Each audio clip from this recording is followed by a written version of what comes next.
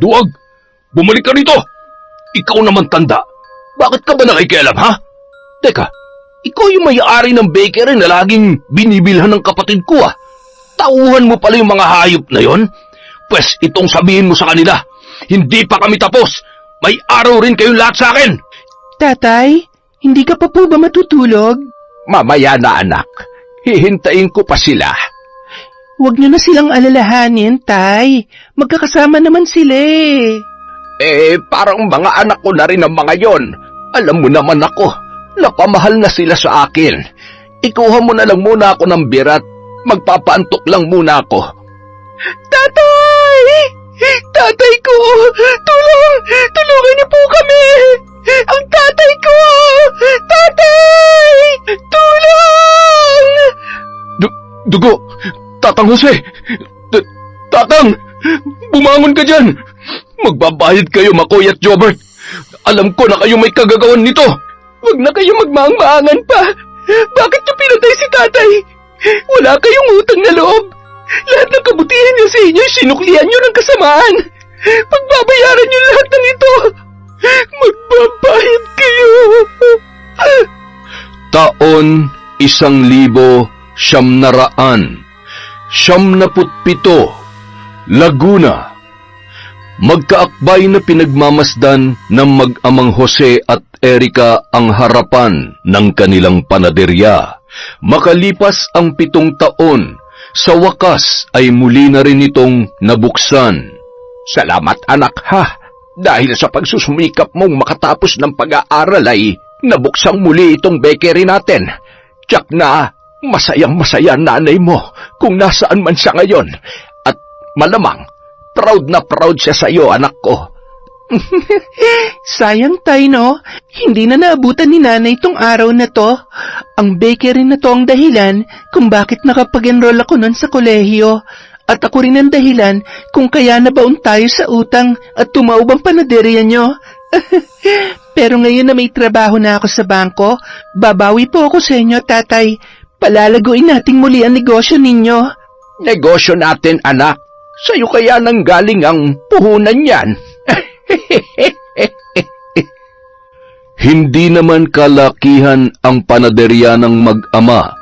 Hindi rin ganoon karami ang mga nakadisplay na mga tinapay. Dahil mas nakapokus sila sa mga idine-deliver na mga tinapay sa iilang mga baryo sa kanilang probinsya. Sakay ng bisikleta, inihahatid ng kanilang mga trabahador ang mga nagawang tinapay sa mga tindahan, gamit ang malalaking basket na pinaglalagyan ng mga yon. 7 ang mga trabahador, 4 ang tagagawa at tagaluto, at 3 naman ang taga-deliver o ang siyang naglalako. Patas ang trato ni Tatang Jose sa kanilang lahat. At para sa kanya, kailangang mahalin mo ang iyong mga trabahante para ibalik nila ang pagmamahal na ibinibigay mo sa kanila sa pamamagitan ng paggalang at pagpapakatotoo sa kanilang trabaho. Mabait ang kanyang anak na si Erica, maganda, magalang at masayahing dalaga, puno ng pangarap para sa kanilang mag-ama. Makalipas ang 6 na buwan, marami na silang naging suki. Pinipilahan ang kanilang mga bagong lutong tinapay. Lagi ring nauubos ang kanilang mga dinedeliver. Masayang-masaya ang mag-ama dahil sa lumalago na ang kanilang negosyo. Nakagawian na nilang magsara kapag linggo para magkaroon ng oras sa pagsisimba. Kaya Sabado pa lamang ay binibigay na nila ang sahod ng kanilang mga tauhan. Ay, Jobert, kaunti na lamang pala itong natira sa sahod mo. Abay, naubos na ka-CA mo. Hinay-hinay lang kasi sa pagyoyosi. Hindi yan maganda sa kalusugan. Hinahanap-hanap na kasi ng katawan ko, Tatang Jose. Kasya pa ba pambili ng shampoo at sabon niyang natira dyan? Oo, kasyang-kasya pa naman. Maliligo ka na ba, paring Jobert? Paano yan? Di ka na makakasama ngayon sa paggagala. Pang shampoo at sabon lang pala yung pera mo eh.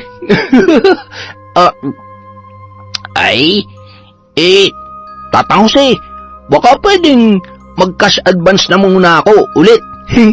Mukhang may iwan kasi ako mag-isa ngayon dito eh. Ay nako, di sa susunod na linggo, magka-cash advance ka na naman. Sino pong magka-cash advance, Tay? Ito kasing si Jobert, magka-cash advance daw. Kakoy, baka wala na siyang sahurin sa susunod na linggo. Ah, ganun ba? Naku, Kuya Jobert, huwag ka na mag-CA. Napakamot na lamang ng ulo si Jobert dahil mukhang hindi siya mapagbibigyan ng kanyang mga amo. Nagkatawanan naman ang kanyang mga kasamahan. Saan pa ba kasi kayo pupunta? Gabi na oh. May imimit kasi akong chick, Ma'am Erica. Pinsan daw ng suki natin. Tapos sasamahan daw ako ni Gino, Lando at Jobert. Ikaw lamang ang may kikitain. Ano naman ang gagawin ng tatlo doon? Siyempre, kapag hindi pumasa sa panlasa ko yung itsura ng babae, may gagawa ng paraan para makaalis ako. Alam niyo na. Mga loko-loko talaga kayo. Huwag kayo maglalasing ha. Baka pag uwi nyo dito, mga may sukang bakery natin. Ma'am Erica, paano naman ako? Sige na, Tay. Bigyan mo na si Kuya Jobert. Ay, nako, ikaw talaga. Pasalamat ka at malakas ka sa anak ko. Salamat talaga, Ma'am Erica, ha? Woohoo! Walang anuman po. Basta yung bilin ko, ha? Opo, ma'am. Maliligo na ako. Hintayin niyo ako, mga pre, ha?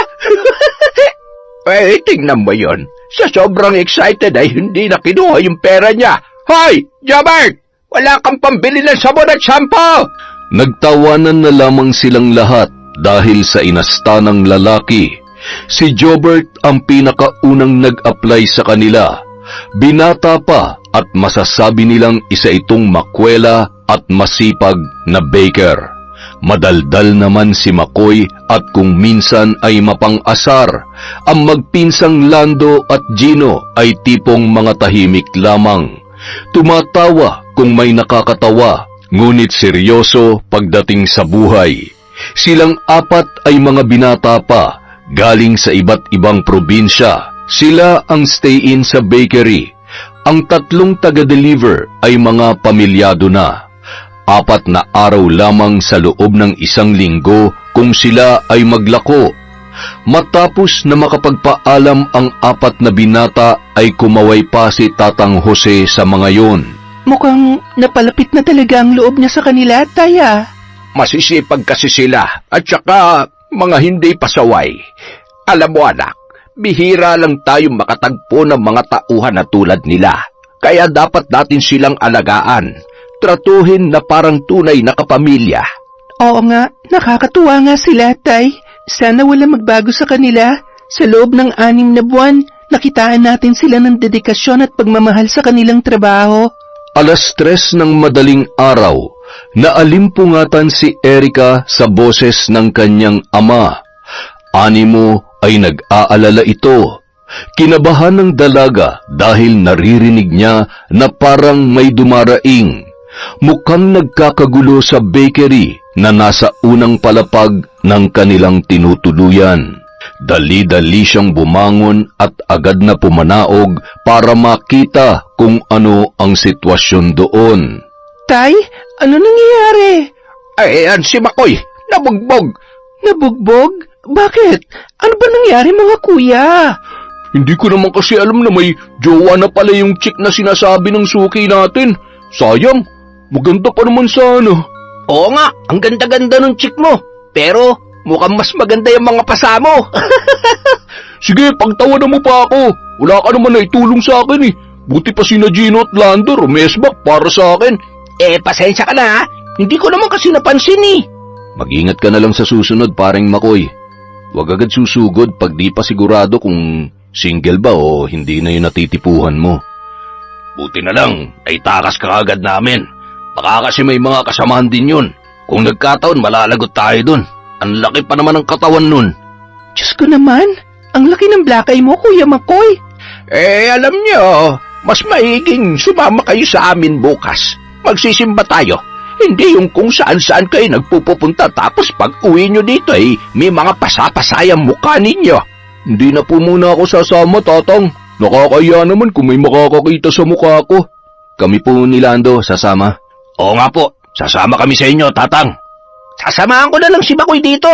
Tapos, maghahanda din ako para sa pananghalian natin. Ay, siya, sige.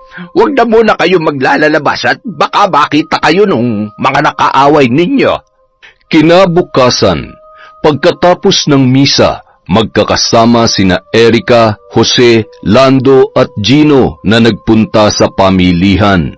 Bumili sila ng mga kailangan para sa bakery. Tulong-tulong sila sa pag-aayos ng mga yon sa likod ng kanilang sasakyan.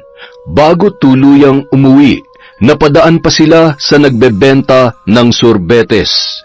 Tay, gusto niyo kumain ng ice cream? Ayun oh, may nagbebenta po.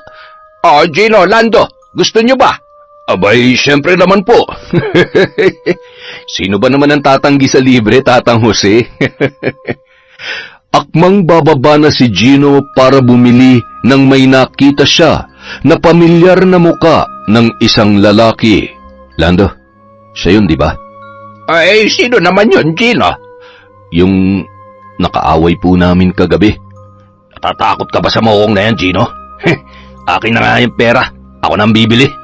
Patay mali siya na tinungo ni Lando ang nagbebenta ng sorbetes. Subalit tila napansin naman siya ng lalaki. Kaagad na lumapit yon sa kanya. Samantala, sinundan ni Tatang Jose ng tingin si Lando. Natatanaw niya ang paglapit ng lalaki at ang mabilis nitong mga kilos para bigyan ng malakas na suntok ang binata. Buisit na lalaking yan. Makakatikim talaga siya sa akin. Dito ka lamang, Gino. Ako na ang bahala. Bumaba si Tatang Jose at mabilis ang mga hakbang na nagtungo sa kinaroroonan ng dalawa. Sandali! Sandali! Ano bang kaguluhan dito? Bigla na lang nanugod tong lalaking to, Tatang eh. Huwag ka nga magmaang-maangan. Alam kong nakikilala mo ako. Kagabi lang nakita tayo, hindi ba? Akmang susugurin pa sana ng lalaki si Lando nang biglang pumagitna si Tatang Jose. Teka lang muna. Pwede naman natin itong pag-usapan. Ano bang kasalanan nitong si Lando? Bakit bigla mo na lamang sinugod? Wala ka na doon, tanda. Umalis ka dyan kung ayaw mo masaktan. Anong sabi mo? Igalang mo si Tatang Jose, hayop ka! Tama na, Lando. Ako nang bahala rito. Sumakay ka na doon sa sasakyan. Ha? Duwag! Bumalik ka dito! At ikaw naman, tanda. Bakit ka ba nakikialam, ha? Teka, ikaw yung may-ari ng bakery na laging binibilhan ng kapatid ko, ah. Tauhan mo pala yung mga hayop na yon. Pas itong sabihin mo sa kanila, hindi pa kami tapos. May araw rin kayong lahat sa akin. Galit na tumalikod ang lalaki. Sinadya pang banggain ang balikat ni Tatang Jose. Tay, ayos lang kayo? Ay, oo naman, anak. Mabuti na lamang at hindi na bumaba si Gino. Nakinig din sa akin si Lando kaya hindi na lumaki pa ang gulo. Tayo na. Umuwi na tayo. Naghihintay na sina Jobert at Makoy sa atin. Tanghali na, oh. Isang araw, biglang nagpaalam sina Lando at Gino kay Tatang Jose na uuwi muna sa kanilang probinsya. Nakatanggap kasi ang dalawa ng sulat mula sa kanilang mahal na lola. Biglaan naman yata. Sabay pa kayo. Pasensya na ho, Tatang Jose. Kailangan ho talaga kasi kami doon. Hindi naman namin matanggihan ng lola. Baka po magtampo yun. Kung gano'n ay sige. Sino ba naman ako para hadlangan ang kaligayahan ng lola ninyo? Kailan kaya kayo naman makakabalik? Babalik din kami kaagad pagkatapos ng kaarawan ni Lola, Tatang. Mga 2 linggo lang kami pansamantalang mawawala dito. Kumuha na lang siguro tayo ng extra para sa 2 linggo, Tay. Mahihirapan sina Kuya Makoy at Jobert pag silang 2 lang. Oo, anak. Magpaskil ka ng wanted baker dyan sa harap ng bakery. Laking tuwa naman ni Tatang Jose nang may mag-apply na 2 panadero nung araw ding yon. Stay out ang 2 at napag-alaman niya na nakatira sa boarding house. Maayos naman ang takbo ng kanilang pagtatrabaho. Kung gaano kaseryoso sina Lando at Gino, ganoon din katahimik ang mga bagong panadero. bilang lang kung magsalita. Hindi masyadong nakikipagbiruan at kapag kinakausap ni Makoy at Jobert, parang lagi yung umiiwas. Isang araw, nagpaalam ang mga bagong panadero na magyoyosi lang muna saglit sa labas. Katatapos lamang nilang kumain noon. Parang Jobert, parang hindi ko gusto yung mga kasama natin. Akala mo kung sinong mga artista. Hayaan mo na. Ilang araw lang naman sila dito. Babalik din sina Lando at Gino. Hindi na natin kailangang makipagplastikan sa dalawang bago. Ano yan, pinagbubulong-bulungan yung dalawa dyan, ha? At Tatang Jose, nandyan po pala kayo. Namimiss lang po namin sila Lando. Ay, ganun ba? Kumusta naman ang mga bagong kasama ninyo? Maayos naman po sila magtrabaho kaso parang may kakaiba po sa kanila na ewan ko ba? Iba kasi ang dating ng mga tingin nila Tatang eh. Yung parang may malalim na pinaghuhugutan. Nung isang araw nakita ko silang may sinuksok sa bag nila eh. Mahabang kutsilyo. Tapos may nakaukit pa sa hawakan nun. Isang malaking letrang T. Ano kayang ibig sabihin nung T? Traidor? Narinig ko din sila minsan na parang may papasukin sila. Hindi ko lang magets kung ano yun eh. Basta, ang malinaw ko lang na narinig, kailangan daw nila ng malaking halaga. Mga kriminal yata yung mga bago nating kasama, Tatang eh. Ay, hep-hep. Itiko mo yung bibig mo, Jobert. Baka marinig ka nila at sumama pa ang kanilang loob. Hindi natin sila kailangang husgahan kaagad. Hindi natin kilala ang buo nilang pagkatao. Yun na nga, Tatang. Hindi natin sila kilala ng lubos. Baka isang araw, magulantang na lang tayo kasi may krimen na nangyari tapos sangkot sila doon. Itigil na natin ang usapan na ito. Isa lang ang masasabi ko. Hanggat wala naman silang ginagawang masama sa inyo, wala kayong karapatang husgahan sila. Maliwanag ba? Matino silang nagtatrabaho kung ano-ano yung iniisip ninyo. Araw ng Sabado, kinahapunan, nagtipon ang mga panadero para sa kanilang sahod. Magkatabing naupo sina Erika at Tatang Jose. Si Erika ang nagko-compute sa calculator at si Tatang Jose naman ang nag-aayos ng pera para iabot yun sa mga trabahador. Matapos maibigay ang mga sobrang may lamang pera sa apat na lalaki, kanya-kanya na ang mga ito sa paggayak. Kuya Makoy, Kuya Jobert, saan ang lakad nyo? Dito lang kami sa loob, ma'am. Tatagay lang ng kaunti, pampatulog. Mabuti naman, hindi na kami mag-aalala ni tatay sa inyo. Akala ko kasi gagala na naman kayong dalawa eh. Ma'am Erika, may napapansin ba kayo dun sa dalawa naming kasama? Wala naman po. Bukod dun sa maangas nilang mga tato. Mukha silang mga ex-convict, no? Kapag nga kinakausap namin, hindi gaanong sumasagot eh. Hindi rin sila nagkukwento tungkol sa buhay-buhay nila. Nahihiwagaan talaga ako sa dalawang yun. Parang walang magandang gagawin sa kapwa pag nakakuha ng tiyempo. Hoy, kayo ha? Masyado kayo mapanghusga. Hindi porket may mga tattoo sila, ex-con na agad. May mga tao talagang hindi masyadong kumikibo. Tsaka, baka nag-aalangan lang silang makipagkwentuhan. Sabi naman ni tatay, maayos sila magtrabaho at nakikitaan niya sila ng kabutihang loob. Basta ma'am. Hindi talaga ako kampante sa presensya nila. Sana nga, dumating na sina Lando at Gino para mawala na yung dalawa rito. Napapailing na lang si Erika dahil sa mga pinagsasasabi ng dalawa. Iniwan niya ang mga yun na magsimula ng mag-inuman. Si Tatang Jose naman, sinamahan ang dalawa. Nasa kalagitnaan na sila ng pagtagay nang biglang may tumawag mula sa labas. Nang tingnan nila yon, kumakaway na binati sila ng magandang gabi ni Lando at Gino. Akala ko ba sa susunod na linggo pa ang balik ninyo? Parang hindi nyo pa kami gusto makita ngayon, Tatang Jose Ay, hindi naman sa ganon. Halika kayo, pasok. Napaaga po ang balik namin kasi namimiss na namin ang mga harina at paggawa ng tinapay. Akala ko kami na namimiss ninyo. Sayang, nagtatagay pa naman kami ngayon. Tagay? Aba, sakto palang timing ng pagbalik natin dito. Napasarap ang kanilang tagayan ng gabing yun at napuno ng tawanan at kwentuhan. Araw ng Lunes na magsimulang muli ang trabaho. Dahil 2 linggo ang napagkasunduang trabaho ng mga bagong panadero at ni Tatay Jose, ay 6 silang nagtrabaho sa loob ng bakery nung araw na yon. Samantala, si Tatang Jose ang nasa kaha at siya ring nag-iistima sa lahat ng mga mamimili. Kapag walang pasok si Erica sa pinapasukang bangko ay tumutulong din siya sa kanyang ama.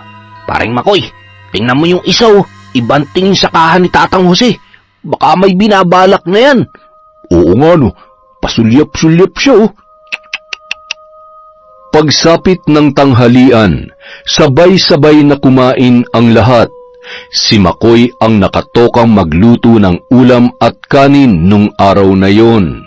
Habang magana silang kumakain, biglang nakuha ang kanilang pansin na magsalita ang isang panadero. Kapansin-pansin sa mga sulyap nito ang pagiging mailap ng kanyang mga mata.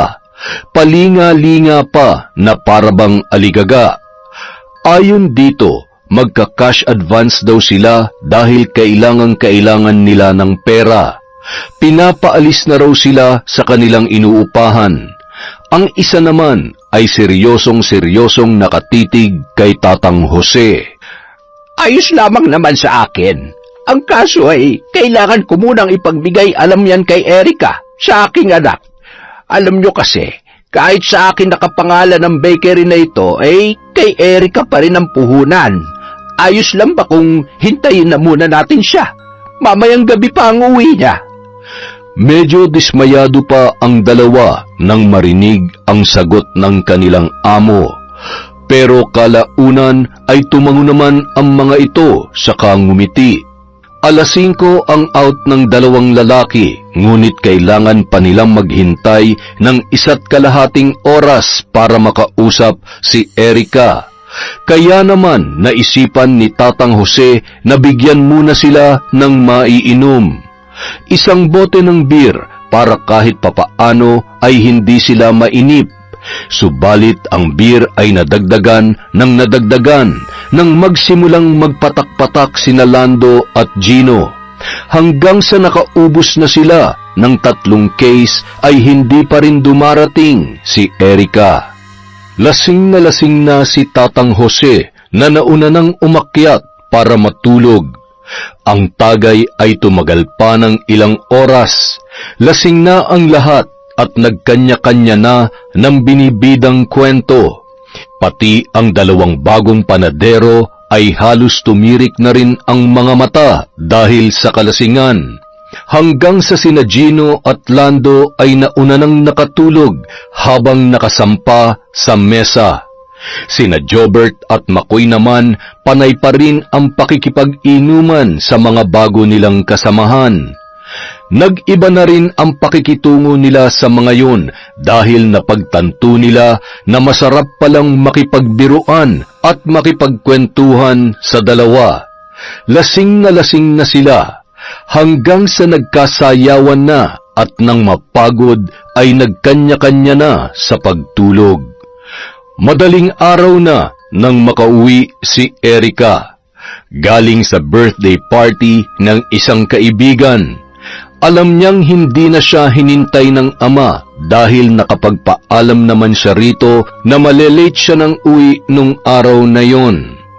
Naku naman, naiwan na naman nilang bukas ang pinto sa bakery. Hay nako, mga lasing siguro. Kinabukasan, malalaki ang ngiti ng 2 bagong panadero dahil nakapag-CA na rin sila. Ang sweldong pang 1 linggo na hindi pa napagtatrabahuhan ay bayad na. Dahil nga sa naging magaan ang loob ni Makoy at Jobert sa mga ito, ay napagkasunduan nilang sama-sama ng mag-day off nung araw na yon. Sina Gino naman at Lando ay nagpaalam din na aalis. Kinagabihan, mag-aalas 9 na, ngunit wala pa ring nakakauwi sa mga lalaki. Nag-aalala naman si Tatang Jose at baka kung ano na ang nangyari sa mga yon. Tay, hindi ka pa po ba matutulog? Mamaya na ako, anak. Hinihintay ko pa sila. Huwag niyo na po silang alalahanin, Tay. Magkakasama naman po sila eh. Parang mga anak ko na rin ang mga yon. Alam mo naman ako, napamahal na sila sa akin. Ikuha mo na lamang ako ng beer at magpapaantok lang muna ako. Kumuha naman ng malamig na serbesa si Erica sa loob ng refrigerator at iniabot niya yon sa kanyang ama. Heto na po, mauuna na rin akong umakyat, Tay ha. Maaga pa po kasi ako bukas. Sige anak. Good night. Good night po, Tay. Makalipas ang 2 oras, lasing na si Tatang Jose, samantala wala pa rin ang kanyang mga trabahante. Umiikot na ang paningin ko makaakyat na nga at mukhang hindi ko na sila mahihintay pa. Saan ba kasi nagpunta ang mga batang yon? Pasuray-suray na umakyat ang matanda, nakalimutan niya ng ilak ang pintuan. Pagkatapat niya sa kanyang silid ay natumba yun. Natawa pa siya sa kanyang sarili nang siya ay bumangon. Ganito yata talaga kapag tumatanda na. Humihila na mga buto-buto. Tinamaan talaga ako sa beer na ininom ko Dahan-dahan niyang binuksan ang pinto ng silid at kinapa ang switch ng ilaw. Akmang pipindutin niya na sana yon para pailawin nang biglang may sumakal sa kanya mula sa likuran. Nagpumiglas naman ang matanda, kahit lasing ay nakuha niya pa ring manlaban. Mahilig siya sa martial arts noong kabataan, kaya madali lang sa kanya na maitumba ang kung sino mang mangangahas. Hindi niya maaninagan ang pagmumukha ng lalaki dahil nga sa madilim ang loob ng kanyang kwarto. Ang nasisiguro niya lamang ay nakahubad ito ng pang-itaas na damit at nakapantalon. Nang mapagtantong binalot din ng tela ang pagmumukha ng lalaki, sinubukan niyang kalasin yun para malantad ang itsura nito. Subalit nabigo ang matanda. Nakuha niya pang makipagpambuno rito, ngunit bigla na lang siyang sinaksak sa tagiliran. Natumba si Tatang Jose at humandusay sa sahig. Ngunit hindi pa nakontento ang lalaki. Makailang ulit pa nitong ibinaon ang kutsilyo sa ilang parte ng kanyang katawan. Bago niya ginilitan sa leeg ang matandang lalaki, at buong puwersang ibinaon muli ang kutsilyo sa dibdib nito, saka marahas na hinablot yun. Makailang ulit pa nitong sinipa-sipa ang katawan ng matanda bago naghalungkat sa mga gamit. Samantala, may isang lalaki naman na naghahalughog sa loob ng bakery. Mabilis ang mga kilos nito at nang makuha ang hinahanap, kaagad yun na nagtungo sa itaas. Nakasalubong niya ang kasamahang may bitbit na bag. Alam niyang ang laman noon ay pera. Bababa na sana sila nang biglang napalingon sa lumalangit-ngit na pintuan. Sa kabilang banda, naalimpungatan si Erica dahil sa mga kaluskos at ingay sa ibaba.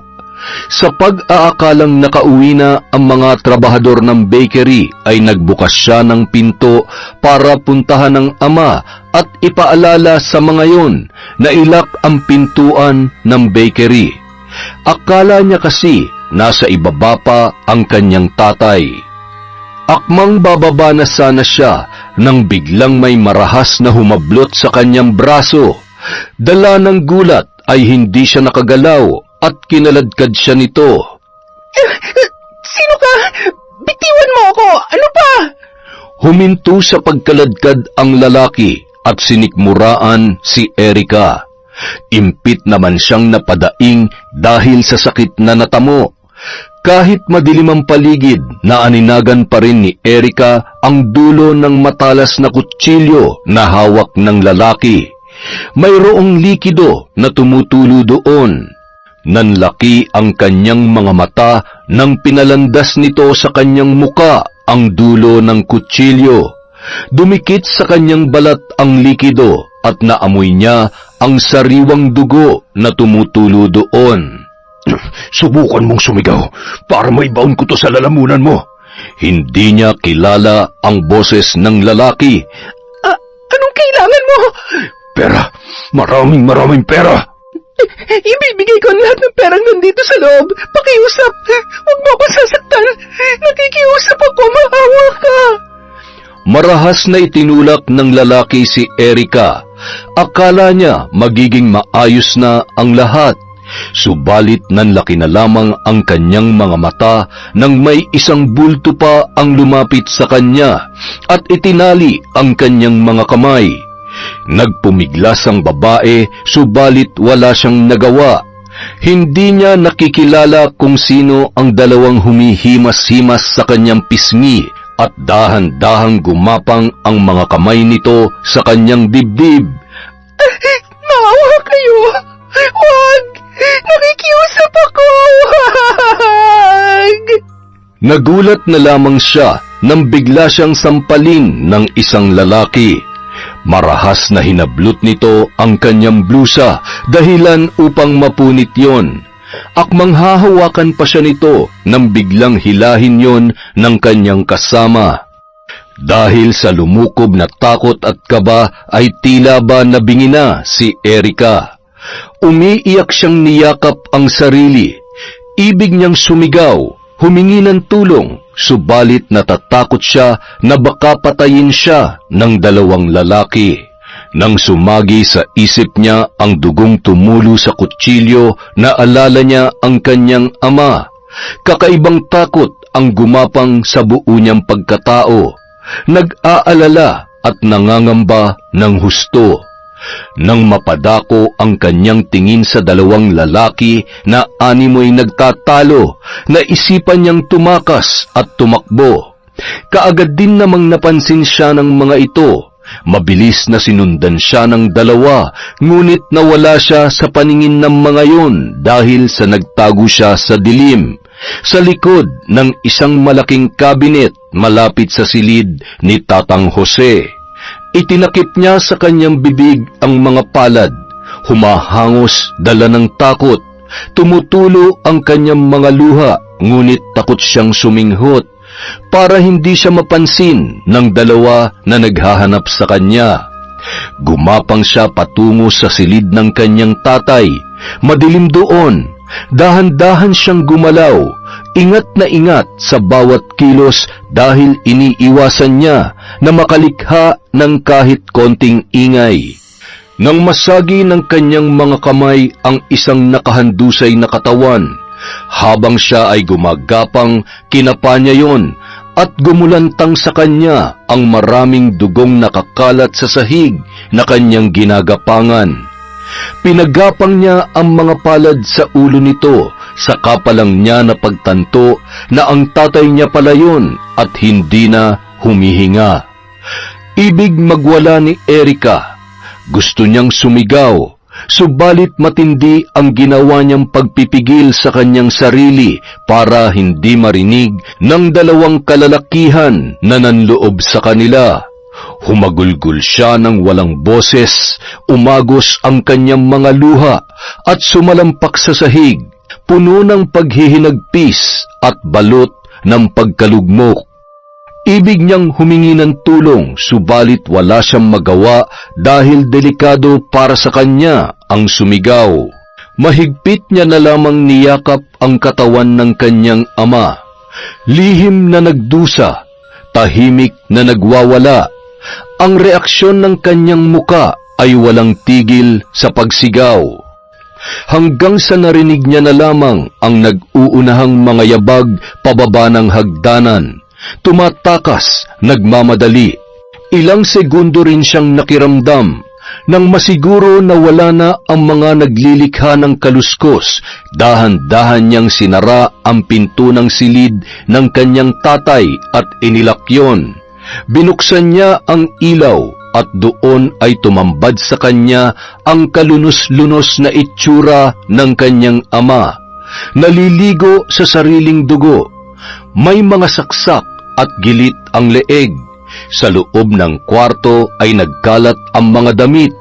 Doon niya na pinakawalan ang matinding paghihinagpis na lumulukob sa kanyang kalooban. Tatay! Tatay ko! Tulong! Tulungan niyo po kami! Ang tatay ko! Tay! Tulong! Samantala, nagtataka naman sina Gino at Lando dahil sa mga taong nakikiusyoso sa labas ng bakery. Mayroon ding mga pulis. Nagmamadali silang lumusot sa mga nagkukumpulan at nagpapalitan ng haka-hakang mga kapitbahay. Kaagad silang pumasok sa loob at nagulat pagkakita kay Erica. May bahid ng dugo ang suot nitong damit. Umiiyak habang kinakausap ng mga pulis. Ma'am Erica, ano po nangyari? Kuya Gino, wala na si tatay. Pinatay siya. Kuya Lando, wala nang mahal ninyong amo. Iniwan niya na tayo. Diyos ko, sinong gumawa nito sa kanya, Ma'am Erica? Hindi ko sila nakilala, pero nasisiguro kong mga lalaki sila. Dalawa lang ang napansin ko. Hindi rin ako sigurado kung may mga kasama pa sila. Tinangay nila ang perang pinaghirapan ni tatay. Wala akong nagawa. Nasaan si Tatang? Nasa taas. Nasa kwarto niya. Bumaling naman kaagad si Erica sa mga pulis na nagtatanong sa kanya para mag-imbestiga. Mabilis ang kilos ng dalawang lalaki. Pinuntahan ang pinakamamahal nilang amo. Nang masilayan nila ang kalunos-lunos na nangyari dito, hindi nila mapigilan ang mapaluha. Masakit na masakit para sa kanilang dalawa ang nangyari sa matanda. Itinuring na kasi nila yon bilang parang tunay na ama. Ramdam nila ang pagtitiwala nito sa kanila, ang pagmamahal at pag-aalala sa tuwing may kinasasangkutan silang problema. Tang, nagbibiro lang kayo, di ba? Hindi to totoo, di ba? Bumangon ka dyan! Bangon na! Sana hindi na lang kami umalis. Hindi sana to nangyari sa inyo, Tatang Jose! Matapos na masilip ang bangkay ng matanda, pinuntahan nila muli si Erica na humahagulhul pa rin. Nais nilang protektahan ang dalaga. Ayaw nilang iparamdam dito na nag-iisa lamang siya. Ma'am, ano po ba talaga nangyari? Ikinuwento ni Erica ang lahat ng kanyang mga nasaksihan. Siguro nanlaban si Tatang kaya pinatay siya ng mga kawatan. Alam niyo naman ang tatay. Hindi yan basta-basta nagpapatalo. Kaso, baka nalasing siya. Uminom kasi sila habang naghihintay. Hindi pa rin pala nakauwi sina Jobert at Makoy. Nasaan kaya ang dalawang yun? Akala ko ba magkakasama kayo, kuya? Magkakasabay lang kaming umalis pero magkaiba ang lakad namin. Yung mga bagong panadero ang kasama nila. Saan naman kaya nagpunta ang mga yun? Akala ko ba ayaw nila dun sa dalawa? Ano nakain nila? Bakit sila sumama? Ilang araw lang ibinurol si Tatang Jose. Halos lahat ng dumalaw ay naiiyak, naaawa sa sinapit ng matanda. Kilala kasi ito sa pagiging mabuting tao, maawain at sa pagiging matulungin. Hindi mahirap pakisamahan at may malasakit sa kapwa. Sa loob ng 3 araw na burol ni hindi nagpakita sina Makoy at Jobert, maging ang dalawang bagong panadero. Ma'am Erica, ano kayang nangyari kina Jobert at Makoy? Hindi ko nga rin alam, Kuya Gino eh. Ayaw ko mang isipin pero parang nagdududa na ako sa kanila. Ako rin. Kasama sila ng mga suspect ko. Kung wala silang kasalanan, dapat nagpakita na sila. Wala tayong ebidensya. Baka ayaw lang nilang masali sa investigasyon. Ayaw nila ng gulo. ganon. Ayaw masali sa investigasyon? Kung wala silang ginawa, bakit sila matatakot? Saka kung sila man yung nanloob, makikilala ko sana ang boses nila. Nakausap ko kasi yung isa. Ang nakapagtataka lang, bakit naging kadikit nila yung mga bagong panadero? Di ba nasabi nila sa atin na hindi nila gusto ang presensya ng dalawang yun? Kasi nga parang may masamang binabalak. Tama. Teka, di ba lagi may daladalang kutsilyo yung isa dun sa dalawa? Naikwento sa akin ni paring Makoy yun eh. Kutsilyo? Sandali.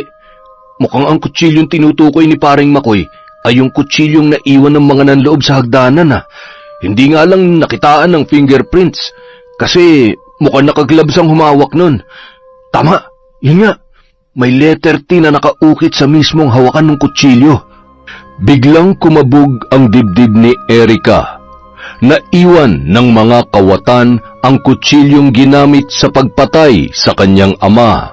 Kung totoong sila man, pagbabayaran nilang ginawa nila sa tatay ko. Hindi ako papayag na hindi sila managot. Nasa likod mo lang kami, Ma'am Erica. Kailangan maipaalam ka agad ito sa mga otoridad. Hindi ako makakapayag na malaya silang nagsasaya samantalang naagrabyado nila ang tatay ko. Hindi iniwan ng dalawang lalaki si Erica. Kapatid na ang turing nila dito at ang gusto rin ng dalaga ay ipagpatuloy ang pag-operate ng panaderya. Yun na lang kasi ang tanging naiwan ng kanyang mga magulang na kailangan niyang buhayin. Sa patuloy na pagdaan ng mga araw, hindi pa rin nakukuha ni Erica ang hustisya para sa kanyang pinaslang na ama. Naging abala na rin siya sa mga importanteng nilalakad kaya parang hindi na sila gaanong nakakapagkwentuhan ni Gino at Lando sa tuwing araw ng linggo. Ma'am Erica, wala pa rin po bang balita kung nahanap na yung apat? Wala pa nga kuya eh. Mukhang nagtatago talaga sila. Hindi na rin daw nakauwi yung dalawang panadero sa boarding house, pero yung mga gamit nila doon, hindi naman daw kinuha.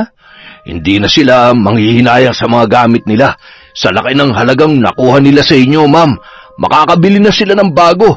Ay, bakit kaya nagawa ni na paring Jobert at Makoy ang bagay na yun? Mga walang utang na loob yun Hindi pa naman tayo nakakasigurong sila nga. At kung sakali man, hindi ko sila mapapatawad. Oh, Kuya Gino, matamlay ka yata. Iba kasi ang pakiramdam ko, Ma'am Erica eh. Para akong lalagnatin. Nako, uminom ka ng gamot. Heto, Kuya Lando, pasuyo naman oh. Pakibili mo naman ng gamot si Kuya Gino oh. Patuloy pa rin ang pangarap ni Erica na palaguin ang panaderya. Ngunit isang araw, mukhang pinaglalaruan talaga siya ng tadhana. Magandang umaga, Ma'am Erica. Oh, Kuya Lando, ano nangyari sa'yo? Mukhang wala tayong may di-display na tinapay ngayong araw. Si Gino kasi. Anong nangyari kay Kuya Gino? Hindi ko rin alam kung ano nangyayari sa kanya. Basta na lang kasi siya bigla nangisay. Tumirik ang mga mata niya tapos kung ano-anong mga sinasambit. Mataas na mataas ang lagnat niya. Dalhin na kaya natin siya sa ospital? Ay, Diyos ko, baka kung ano pa mangyari sa kanya, Kuya. Kaagad nilang sinugod sa ospital si Gino. Nagdedeliryo na yon ng husto. Dugo! Tata Jose! Tan! Bumangon ka dyan! Magbabayad kayo, Makoy at Jobert! Alam kong sangkot kayo sa pangyayaring ito! Kawawa naman si Kuya Gino. Ilang araw na siyang ganyan na. Mataas ang lagnat niya pero base sa mga pagsusuri ng doktor, normal naman ang vital signs ni Kuya Gino. Ma'am Erica, pwede bang iuwi na lamang natin si Gino? Doon ko na lang siya aalagaan sa bahay. Masama na rin kasi ang pakiramdam ko eh. Kuya Lando, ang pula ng mukha mo. Kailangan mo na rin yata magpa-check up. Dahil sa wala namang nakitang mga komplikasyon ang doktor, iniuwi nila si Gino. Nanginginig at wala yun sa sarili. Si Lando naman ay namanas ang buong katawan.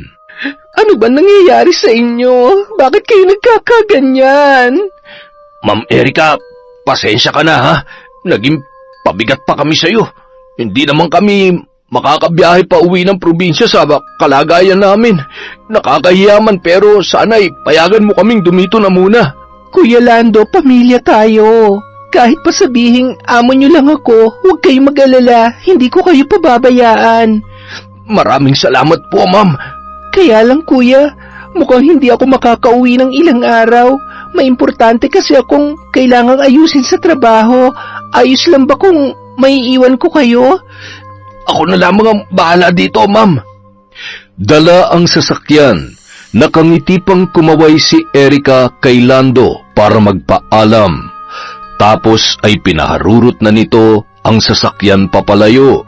Matindi ang pagkabog ng kanyang dibdib nung mga oras na yon. Kailangan niyang makasiguro. Kailangan niyang alamin kung ano ang totoo. Ilang oras din siyang nagmaneho hanggang sa nakarating siya sa isang liblib na baryo. Dinala siya ng kanyang mga paa sa harap ng isang luma at malaking bahay. Hindi pa siya kumakatok ay lumangit-ngit na ang pintuan. Nagbukas yun at bumungad kay Erika ang kabuuang anyo ng isang matandang babae na nagngangalang Veron. Iha, nagbalik ka. Pasensya na po, pero may mga katanungan po kasi ako. Sige lang, pumasok ka rito sa loob. Iginala ni Erika ang kanyang mga mata sa loob ng bahay ng naturang babae. Wala pa ring pagbabago sa ayos nito. Simula noong dumalaw siya, 1 linggo na ang nakakalipas. Nagkalat ang mga patay na dahon, mga sanga at ilang mga bote. Mayroong mga nakakabit na mga sungay ng patay na hayop sa bawat sulok ng bahay. Nang tingalain ni Erika ang 2 palapag ay napupuno yun ng alikabok at agiw na sa palagay niya ay hindi na naaakyat pa ni Veron. Walang masyadong kagamitan sa loob. Ang naroroon lang ay isang mesa na mayroong mga nagkalat na kandila. May malaking altar din. Mayroong rebulto ng kung anong nilalang. Ano na ngang may paglilingkod ko sa iyo, iha? Nagawa niyo na po ba? Oo, naipalipad ko na ang unang pasakit ko sa kanila.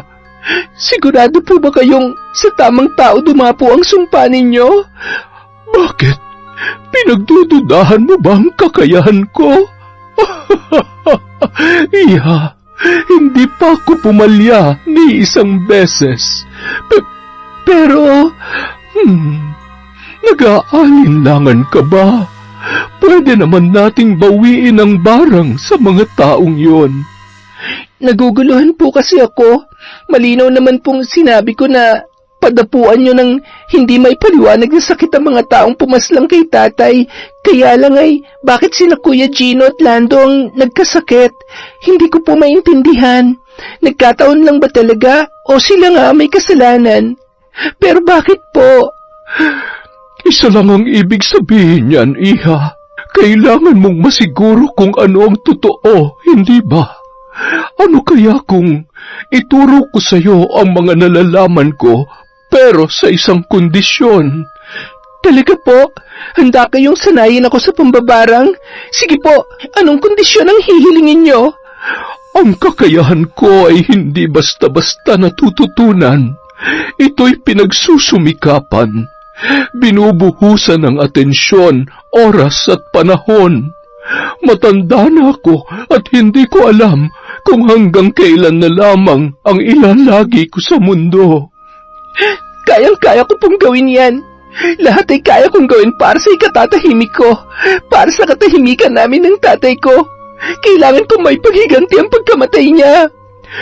Kahit pa ang kapalit ay ang iyong trabaho, hindi lang basta oras ang bibilangin natin para lubusan mong matutunan ang kakayahan ko.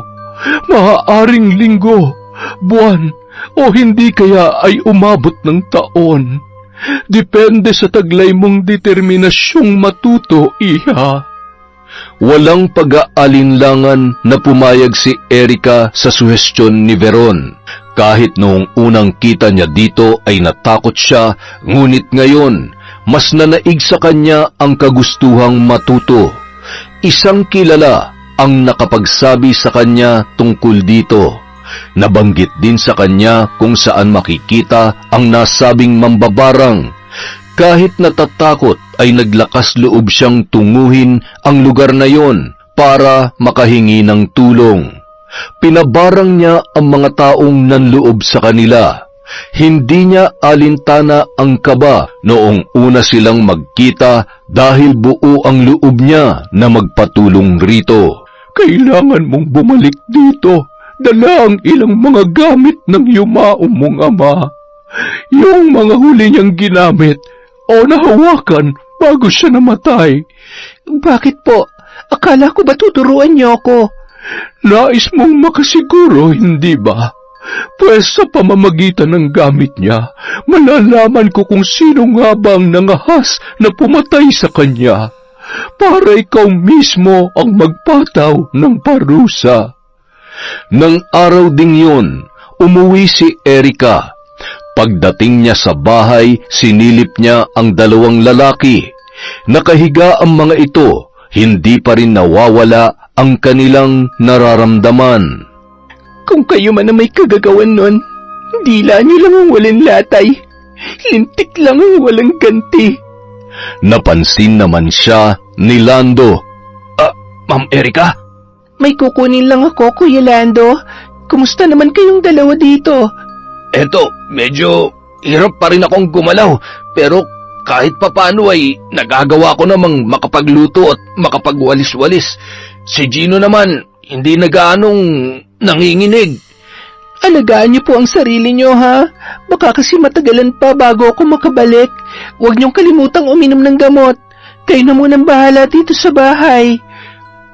Ma'am Erika, salamat po sa pag-intindi sa amin. Walang anuman, Kuya Gino. Magpagaling po kayo. Sa pagbalik ni Erika sa tahanan ni Veron, dala niya na ang tsinelas ng kanyang ama. Suot-suot yun ng matanda nang matagpuan niyang tadtad yun ng saksak. Mamayang hating gabi, kung saan sisila yung kabilugan ng buwan, malalaman mo na kung sinong nangahas na patayin ang iyong tatay, iha. Pagsapit ng hating gabi, seryosong inilatag ni Veron ang mga kagamitan niya sa pagsasagawa ng ritual. Isang ritual kung saan maglalakbay ang kanyang diwa sa huling mga sandali ng buhay ni Tatang Jose. Sinimulan niya ang pagbanggit ng mga katagang may malalim na kahulugan. Hindi yon naiintindihan ni Erika, subalit naghahatid yon ng kilabot sa buo niyang katawan. May ibinulong-bulong din si Veron sa tsinelas bago inilapag yon sa ibabaw ng mesa, ngunit hindi niya yon binibitiwan. Habang nakapikit ang mga mata, isinasalaysay ni Veron ang mga naganap noong gabing yon. Mula sa pag-inom ng matanda hanggang sa pagpatay rito, pati na ang ginawa ng mga lalaki kay Erika. Nagtalo silang dalawa. Hindi nagustuhan ng isa ang balak ng isa na pagsamantalahan ka. Sa pagtatago mo, napagtanto nilang oras ang kanilang kalaban. Kailangan nilang makalayo, makatakas. Mabilis ang kanilang mga kilos na nilisan ng ikalawang palapag. Iha, kilala mo sila. Pilit lang na iniba ang boses ng isa para hindi mo makilala. Mga panadero ng inyong panaderya. Diyos ko, mga walang hiya, mga walang utang na loob.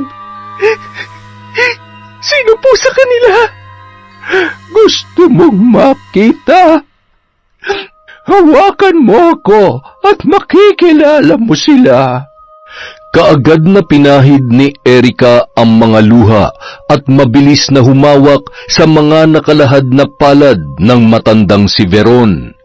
Kusang pumikit ang kanyang mga mata matapos na maglapat ang kanilang mga balat.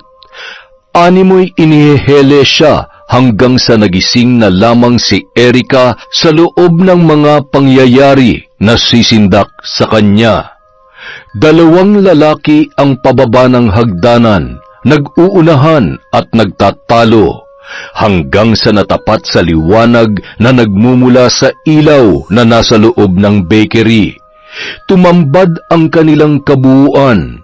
Napaiyak na lamang si Erika nang makilala ang dalawa. Gino? Lando? Kayong pumatay sa tatay ko? Sinusumpa ko. 7 beses niyong dadanasin ang sakit na naramdaman ni tatay bago siya namatay. Ako mismo ang papatay sa inyo. Magbabayad kayo, mga animal! Samantala, napapadaing naman si Gino dahil sa nararamdamang init na gumagapang sa loob ng kanyang katawan. Lando, ikuha mo naman ako ng tubig, oh. Uhaw na uhaw ako. Nauuhaw? Kakaubos mo nga lang ng 3 litrong malamig na tubig, ah. Uhaw ka pa rin? Nauuhaw pa ako eh. Huwag ka na lang magreklamo. Walang iya ka naman, oh. Alam mo namang nahihirapan ako maglakad dahil sa namamaga ang mga paa ko. Tingnan mo nga ako. Hindi ka ba naaawa sa akin? Tapos kung makautos ka, akala mo kung sino? Awa? Kailan pa ba tayo naawa? Magaling lang tayo magdrama, pero alam mo namang wala tayong awa. Tumigil ka nga riyan. Baka may makarinig pa sa'yo. Sige na, ikuha mo na ako ng tubig. Alam mo namang natutumba ako pag pinipilit kong tumayo eh. Kinabukasan, paggising ni Gino, napansin niyang parang may taong nagmamasid sa kanya. Pilit siyang bumangon at tinawag si Lando, ngunit walang Landong sumagot at nagpakita. Nasaan na bang lintik na yun? Lando! Lando! Alalayan mo naman ako, maliligo ako. Parang pinapaso ang buong katawan ko eh.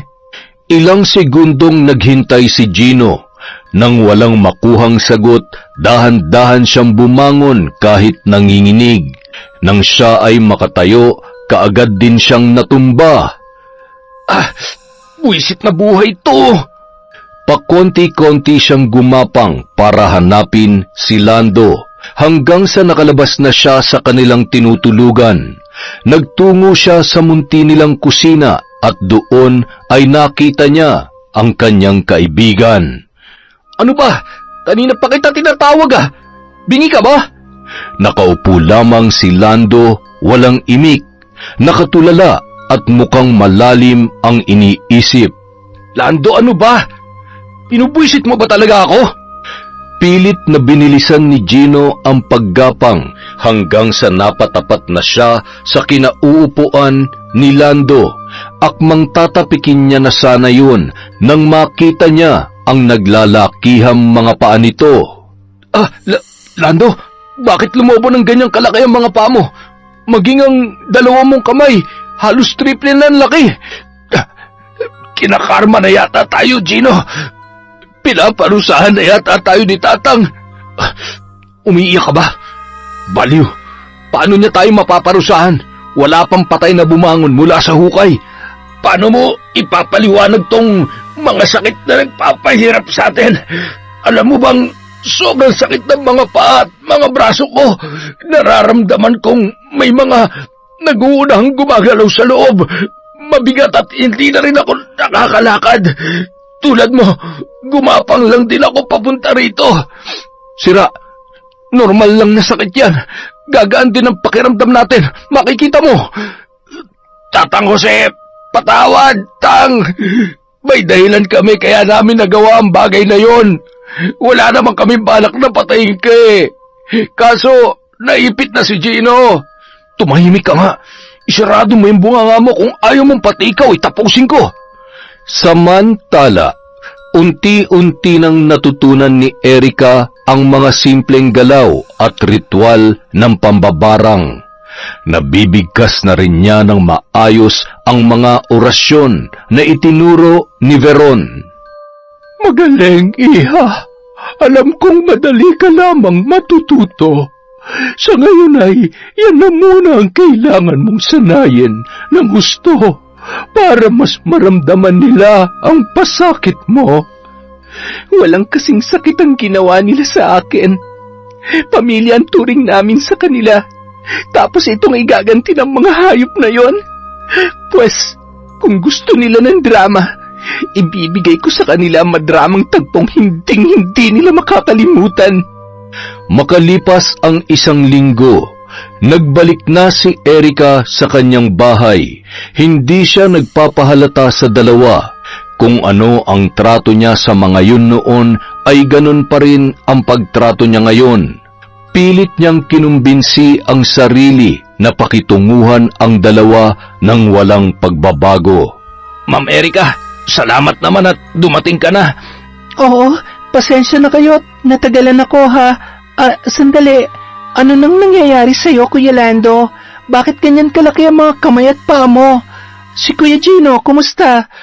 Ma'am, nakikiusap po kami. Kailangan na naming magpunta ng ospital. Ay, sige ho, dadalhin ko kayo para naman malaman natin kung anong lunas sa mga sakit ninyo. Matalim ang mga titig ni Erica sa dalawa na ipinagmamaneho niya pa ng sasakyan. Lihim siyang napapangisi dahil sa nakikitang paghihirap ng dalawa. Ang mabuti pa'y umidlip muna kayo, mga kuya. Bumulong-bulong si Erica sa hangin hanggang sa unti-unti nang nakatulog ang dalawa. Ngayon niyo matitikman ang pait ng aking paghihiganti hanggang sa makatulog kayo patungo sa walang hanggang kadiliman. Mabilis na pinaharurot ni Erica ang kanyang minamanehong sasakyan. Makalipas ang ilang oras, pumasok sila sa isang shortcut na daan. Walang bahay o tao ang kanilang mga nadadaanan, hanggang sa narating nila ang isang munting kubo. Muling bumulong-bulong sa hangin si Erica at ginising ang mahimbing na natutulog na dalawa. Gising na, nandito na tayo. Papungas-pungas pang sumilip sa labas ng sasakyan ang dalawang lalaki, namimilipit sa sakit na kanilang nararamdaman.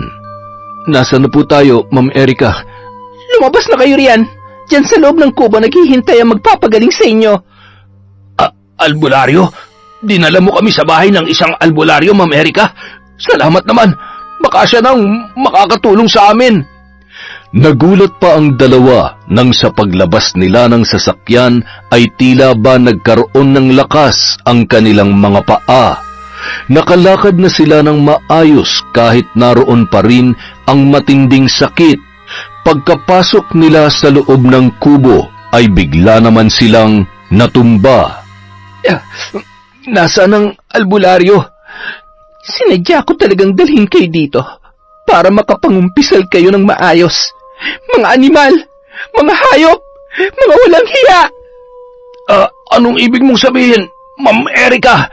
Huwag na kayong magmaang-maangan pa. Bakit niyo pinatay si tatay, ha? Wala kayong utang na loob. Lahat ng kabutihan niya sa inyo ay sinuklian niyo ng kasamaan. Pagbabayaran niyo lahat ng ito. Magbabayad kayo. Wala kaming alam sa mga sinasabi mo, Erica. Malinaw naman na yung mga bagong panaderong pumatay kay Tatang. Kutsilyo nila nakitang ebidensya.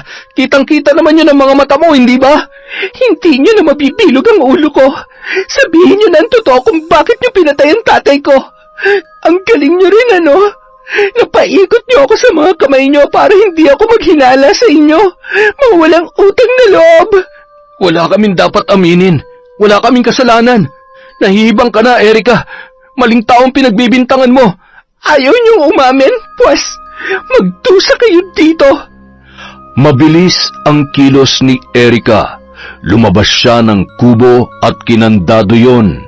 Naiwan sa loob ang dalawang dumaraing sa sakit na kanilang nararamdaman. Erica, palabasin mo kami rito! Hayop ka! Walang tigil sa pagsigaw si Gino habang si Lando naman ay tahimik lamang. Sumakay ang dalaga ng sasakyan at pinaharurot yun papalayo. Gino, umamin na tayo. Walang aamin. Anong gusto mo, ha? Gusto mo bang atakihin sa puso si Lola pag nalaman niyang may napatay tayo para lang may maibigay tayong pera para sa operasyon niya, ha? Mali naman talaga tayo, Gino. Sana bumali na lang tayo kay Tatang. Hindi na sana humantong sa patayan ng lahat. Baliw. Kung dinaan natin sa balik, konti lang ang makukuha natin. Ngayon ka pa ba makukonsensya? Magkasama natin plinanong lahat ng yun. Sumang-ayon ka sa gusto ko. Binabarang na ata tayo ni Erika. Kita mo naman, oh, may alam siya. Hanggat walang umaamin, wala siyang malalaman. Huwag ka nang magpapaniwala sa barang. Mga ignorante lang ang naniniwala sa barang-barang na yan. Lumipas ang 2 araw. Gutom na sina Gino at Lando. Sumasabay pa ang paghihirap nilang pareho. Sa kanila mas makikita ang pag-iibang anyo ni Lando. Kitang-kita niya ang umaalon-alon sa kanyang balat. Ramdam niyang tila mayroong sariling buhay ang nasa loob noon. Nangangati siya, kumikirot ang mga laman. Mabigat na mabigat ang kanyang pakiramdam at ang rumaragasang sakit sa kanyang kabuuan ay hindi niya maipaliwanag. Para bang kinakalikot yon sa kanyang kaibuturan. Ayoko na! Hindi ko na kaya! Napahawak pa si Lando sa kanyang tenga. Nararamdaman niya na parang may pilit na lumalabas doon. Sa sobrang sakit, tumirik ang kanyang mga mata at halos magsilabasan na ang kanyang mga ugat. Aray ka! Sa kabilang sulok naman, nangingisay si Gino. May mga putik na ring lumalabas sa kanyang bibig. Walang tigil na halos ikamatay niya na ang paghihirap. Hanggang sa ang mga putik ay napalitan ng malalapot na dugo. Nakakarinig na rin siya ng mga bulong na nanunuot sa kailaliman ng kanyang tainga. Tigilan niyo ako!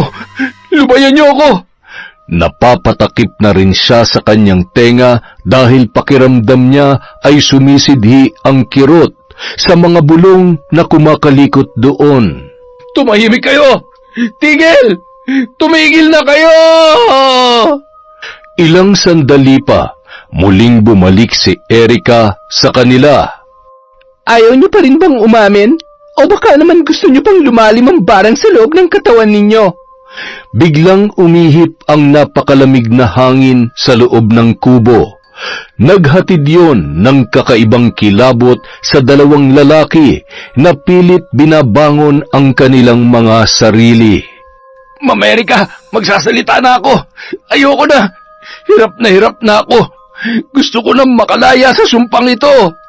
Sinalaysay ni Lando ang lahat-lahat kay Erika habang yon ay umiiyak. Ma'am Erika, wala sa plano namin patayin si Tatang. Pera lang talagang kailangan namin. Pampaopera sa kamag-anak namin na may sakit sa puso. Tinanggap namin kayo. Minahal na parang tunay na pamilya. Bakit nyo kami nagawang pagnakawan? Wala na kami maisip na iba pang paraan para makakuha ng malaki-laking halaga. Pero pinagsisisihan ko lahat ng yon. Nakikiusap ako, Ma'am Erika. Patawarin mo ko. Pangako, ako mismo ang susuko sa mga pulis. Hindi. Walang kapatawaran ang ginawa ninyo. Hindi ko kayo mapapatawad. Alam mo, Erika, kung nakakagalaw lang ako na maayos ngayon, pinagsasaksak na rin kita para sumunod ka na sa walang kwenta mong ama. Ganon? Ikaw ang sumaksak kay Tatang? Siya ang sumaksak at muntik nang gumahasa sa'yo, Erika. Ayokong gawin niya yun sa'yo dahil wala naman sa usapan namin yun eh. Pera lang talaga ang pakay namin. Matagal ko nang gustong paslangin ang tatay mo. Naiinis ako sa kanya. nasusuklam. Plinano ko talagang saksakin siya at halayin ka. Kaso nga lang, nakialam pa yung baliw na landong yan. Anong sabi mo? Akala ko ba naaawa ka kay Tatang? Sabi mo, wala ka na magawa dahil nanlaban siya, kaya napatay mo siya. Ulul, kinamumuhian ko matandang yun noon pa man. Nangako ako sa sarili ko na ako mismong papatay sa kanya dahil siyang dahilan kung bakit nagpakamatay si Tatay Lando. Dahil sa tatay mo, Erika, kaya nawalan kami ng padre de pamilya. Plinano ko ang lahat. Nag-apply kami ni Lando sa bakery ninyo at kinuha ang loob ng ama mo. Nang sa ganun, makuha ko ang hustisyang inaasam-asam ko. Anong ibig mong sabihin? Bakit mo sinisisi ang tatay ko sa pagkawala ng tatay mo? Isa siyang mabuting tao. Naaalala mo pa ba? O baka hindi na. Kasi wala naman kayong pakialam nun sa mga tauhan nyo. Ang tatay ko ang master baker ng panaderian nyo noon. Kaso bigla kayo nagsara.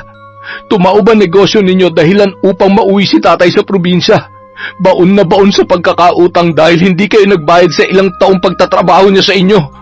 Oo, pinapasweldo nyo nga sila kaso hindi nyo ibinigay ang perang dapat na ibayad nyo sa loob ng ilang taong paninilbihan niya sa inyo. Alam yan ng tatay mo dahil siya mismo may-ari ng bakery. Nagbingi-bingihan si Tatang Jose kahit na ilang beses nang nakiusap si tatay. Nalugmok ang tatay ko sa probinsya namin hanggang sa nawala sa sariling katinuan na humantong sa kanyang pagpapatiwakal. Ngayon mo sabihin, mabuting tao ang tatay mo, Erika. Hindi na nakapagsalita pa ang dalaga.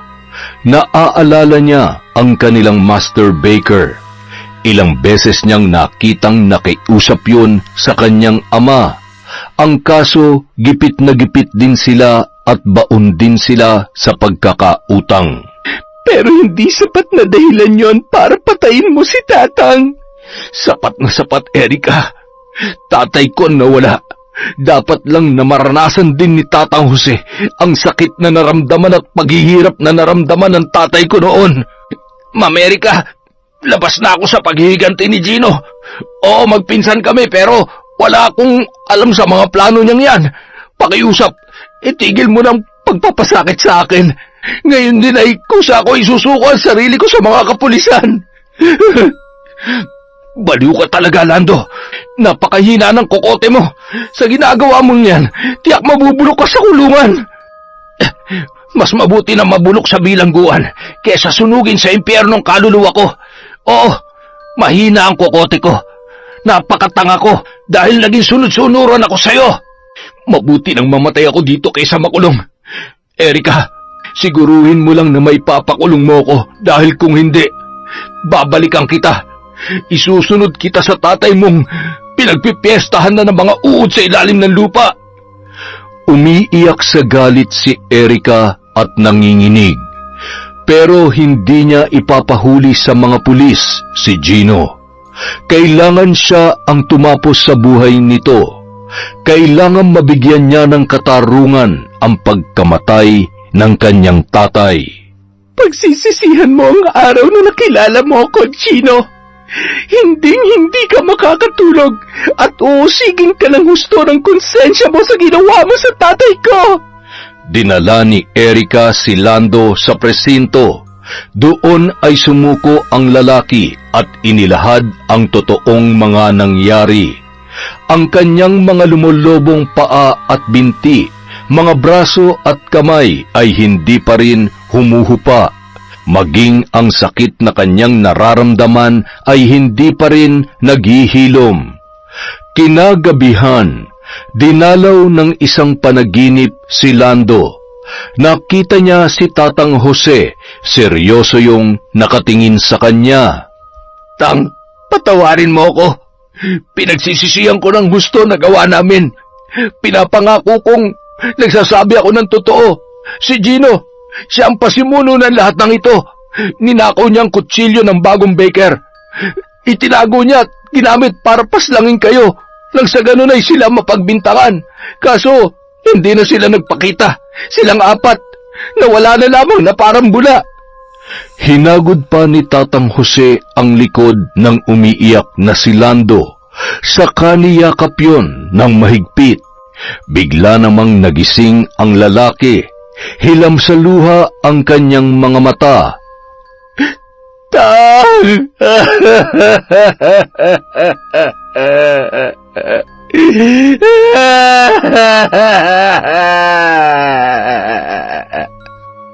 Sa loob ng ilang araw na pamamalagi ni Lando sa kulungan, hirap pa rin siya sa kanyang kalagayan.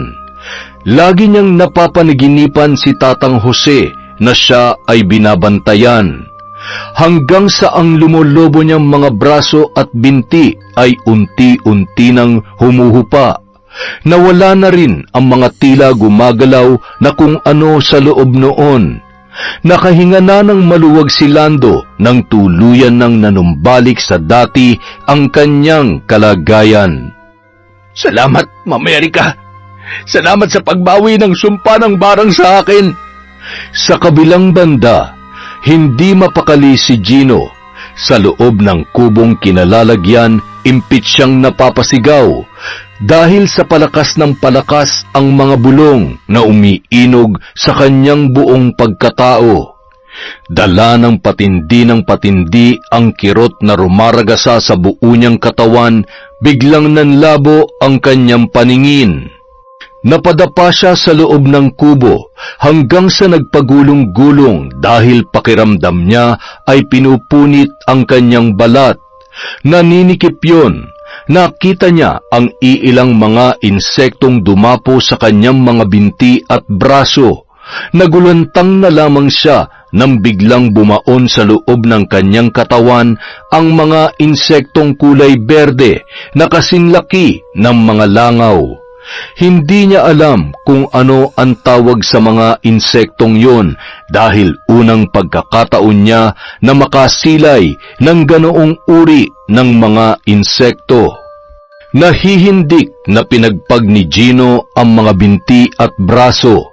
Ganoon na lamang ang pagbilog ng kanyang mga mata nang makitang umaalon-alon ang kanyang balat na animoy nagpupugay ang mga insektong pumapaloob doon.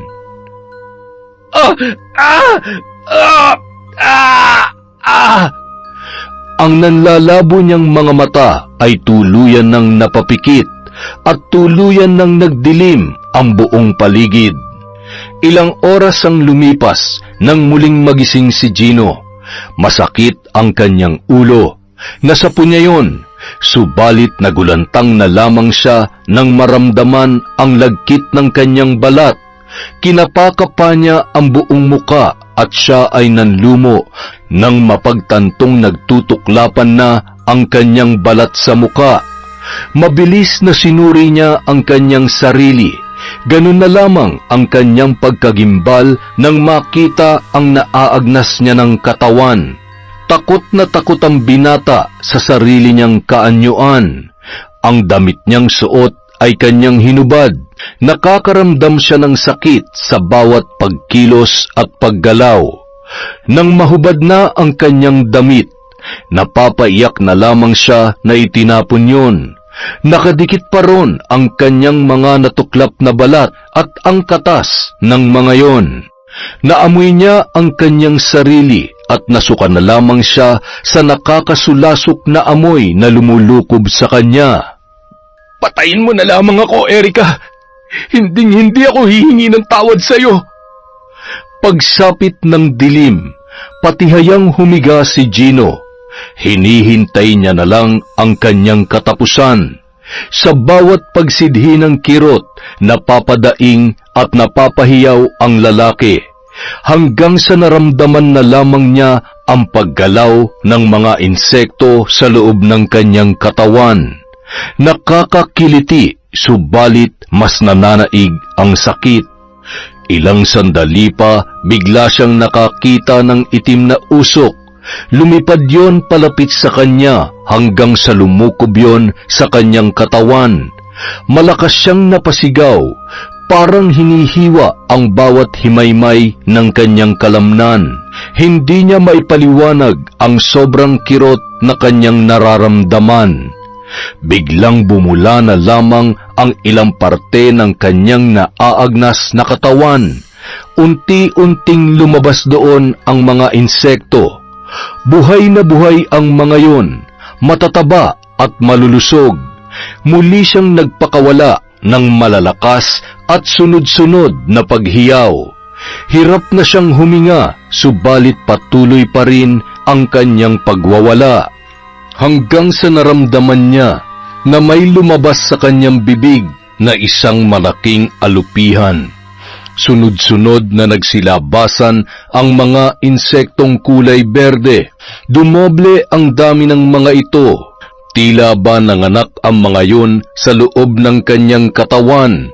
Wala na siyang ibang maramdaman nung mga oras na yun, kundi ang walang kasing sakit na paghihirap na tumutupok sa buo niyang pagkatao. Unti-unting napunit ang kanyang balat. Bumaha ng dugo sa kanyang kinahihigaan. Nangisay siya ng lubusan hanggang sa unti-unti nang kumalma ang kanyang katawan. Nagsiliparan ang mga insekto, tila nagbubunyi, dahil sa wakas ay naisakatuparan na ang kanilang misyon. Tumigil ang pangingisay ng binata. Hirap na siyang gumalaw. Ang tanging nagawa na lamang niya ay ang tumitig sa bubong. Nakanganga, mulat na mulat ang mga mata at tuluyan ng nalagutan ng hininga. Samantala, umiiyak na hinipan ni Erika ang mga nakasinding kandila. Nasa loob siya ng kanyang silid habang isinasagawa ang ritual ng barang para tapusin si Gino. Tapos na. Sapat na mga araw na pinagdusahan mo ang iyong mga kasalanan. Doon sa impyerno, lulunurin ka at tutupukin ka ng umaalab na apoy. Walang hanggan ang iyong pagdurusa doon. Magkakasunod na katok ang pumukaw sa kanyang pansin. Pagbukas ng pinto ay nasilayan niya ang kapulisan. Sinabi ng mga ito na natagpuan na nila ang bangkay ni Gino sa kubong pinagtataguan, ngunit wala ng buhay. Base sa investigasyong isinagawa ng mga pulis, nagpakamatay umano si Gino sa pamamagitan ng sapilitang pagpugto ng kanyang hininga. Lihim na napapikit ang dalaga. Alam niyang mismong si Lando ang nagsabi sa mga pulis kung sino ang mastermind sa pagpatay sa kanyang ama. Sa ginawa niyang paghihiganti, walang sino man ang masasabit. Walang sino man ang nakakaalam sa ginawa niyang pambabarang. Maliban na lamang kina Veron at Lando na alam niyang hindi magsasalita kahit kailan. Isa pa, wala namang maniniwala kahit sabihin ni Lando ang buong katotohanan sa likod ng pagkamatay ng kanyang pinsan na si Gino. Isang araw, naisipan ni Erika na dalawin si Lando sa kulungan. Ma'am Erika, napadalaw po kayo. Gusto ko lang ipaalam na wala na si Gino. Alam ko pong kayo may kagagawan nun, ma'am. Ang barang ninyo. Ay, ang totoo, naaawa pa rin po ako sa pinsan ko. Kaya lang, alam ko ring walang kapatawaran ang ginawa niya sa pamilya ninyo. Malaki po ang kasalanan niya. Kahit patay na siya, hindi pa rin nawawala ang bigat sa puso ko. Siguro, gagaan lang ang pakiramdam ko kapag tuluyan ko na kayong napatawad. Ang tanong lamang ay, kailan mangyayari yon? Darating din po ang tamang panahon, ma'am. Tangi yung Panginoon Diyos lamang ang makakapagsabi kung kailan. Siya lang naman ang may hawak ng mga buhay natin. Siya lang ang nakakaalam ng lahat. Sa kanya ko na rin ipinauubaya ang lahat-lahat, pati na ang buhay ko. Dahil siya ang daan patungo sa kapayapaan. Nang marinig niya yon mula kay Lando, tila ba may biglang sumikdong kirot sa puso ni Erika. Mula sa kulungan, dumiretso siya sa loob ng simbahan. Ginugunita niya doon ang lahat ng alaala nilang mag-ama. Nang magsimulang mag-homily ang pari, napahagulgul na lamang si Erika. Napagtanto niyang siya ay naging masama, hinatulan niya ang buhay ng isang taong nagkasala sa kanya na dapat ang Panginoon ang siyang gumagawa. Panginoon Diyos, patawarin niyo po ako. Ako po'y nagkasala sa inyo. Sinuway ko ang utos ninyo. Sa paglabas niya sa simbahan, para siyang nabunutan ng tinik sa dibdib, at isang desisyon ang kanyang nabuo. Pasakay na siya ng kanyang sasakyan nang may nahagip ang kanyang mga mata. Naudlot ang pagpasok niya at nagmadaling pinuntahan ang mga kakilalang kanyang hinahanap. McCoy? Jobert? Sandali lang. Ma'am Erika, ma'am, wala kaming kasalanan sa pagkamatay ni Tatang, ha? Alam ko. Bakit hindi na kayo bumalik at nagpakita sa akin? Nung nalaman namin na nilooban ng bahay ninyo, natakot kami magpakita. Alam naman kasi naming madadamay kami sa investigasyon. Natakot po kami. Pero walang araw na hindi namin binibisita si Tatang sa libingan niya. Huwag kayong mag-alala. Nakuha ko na ang hustisya. Naparusahan na ang tunay na may sala. Patawarin niyo po sana kami. Wala kami ni Parin Jobert sa tabi niyo nung kailangan niyo ng karamay. Ayos lang. Ang mahalaga, nakamit na natin ang hustisya. Mapapanatag ng tatay kung nasaan man siya ngayon. Matapos makapag-usap, masayang nagpaalam si Erika sa dalawang lalaki. Hindi nagtagal, bumalik si Erika sa bahay ni Veron para ibalik rito ang mga hiniram niyang kagamitan. Nadatnan niyang matamlay at nanghihina ang matanda. Nag-alala siya para dito kaya naisipan niyang pansamantalang samahan muna yon. Sa bawat paglipas ng mga araw, lalong nanghihina ang matanda. Iha, maaari ka bang lumapit sa akin? Oo naman po. Ano po ang kailangan niyo? Erika, iha, nararamdaman ko na ang aking katapusan bilang pagtugon mo noon sa aking kondisyon. Heto ang isang batong itim. Tanggapin mo. Sa pamamagitan niyan, mas mahasa ka sa itim na kapangyarihan. Ang libreto ko ay ipapamana ko na rin sa iyo. Gustuhin mang tanggihan ni Erika ang nais ng matanda ay hindi niya magawa. Mayroon silang kasunduan na kailangan niyang panindigan. Alam ko na nag-aalinlangan ka pa. Gusto ko na magpahinga, iha. Hindi ko malilisan ang mundong ito hanggat walang tumatanggap ng itim na bato. Dahil yan ang tanda at gabay ko kung paano ko naging isang dalubhasang mambabarang. Kung mapapasayo ito, lahat ng kakayahan ko ay mamanahin mo. Magiging isa ka ring mahusay na mambabarang katulad ko. Wala namang aapi sa'yo at sa mga mahal mo sa buhay dahil kayang-kaya mo na silang protektahan. Pag tinanggap ko po ba yan, magiging panatag na ang kalooban niyo? Oras na tanggapin mo ito, mapayapa na akong lilisan sa mundo. Matapos natanggapin ni Erika ang itim na bato, nawalan na rin ng buhay si Veron. Nanay Veron, salamat po. Dahil sa inyo nakamit ko ang hustisyang akala ko ay malabo na. Bilang pasasalamat, ililibing ko kayo dito sa likod bahay nyo. Alam kong hindi mo gugustuhin mapalayo dito. Magpahinga na po kayo. Ako na po ang bahala sa inyo. Umiiyak na naghukay ang dalaga sa likod bahay. Inilibing niya roon si Veron at isinama niya sa hukay nito ang mga inihabilin niyang kagamitan sa pambabarang sa dalaga. Pasensya na po kayo, pero hindi ko na po ipagpapatuloy ang pambabarang. Sapat nang nagamit ko ito ng isang beses. Ibabaon ko po ito kasama ninyo. Maraming salamat po sa lahat ng inyong tulong. Tinatanaw ko po yung napakalaking utang na loob. Biglang kumulimlim ang kalangitan. Kasabay noon ay ang pagkulog at pagkidlat. Hindi ko alam kung yan ba ang inyong tugon sa mga sinabi ko. Kung natutuwa ba kayo o hindi. Ang alam ko po ay mali na ipagpatuloy ko pa ang isang bagay na alam kong hindi makatarungan. Sana maintindihan niyo ako, Nanay Beron. Mabilis na tinabunan ng dalaga ang hukay. Nag-alay din siya ng dasal para sa matanda. Diyos nang bahala sa atin. Ipagpasa Diyos na lamang po natin ang lahat.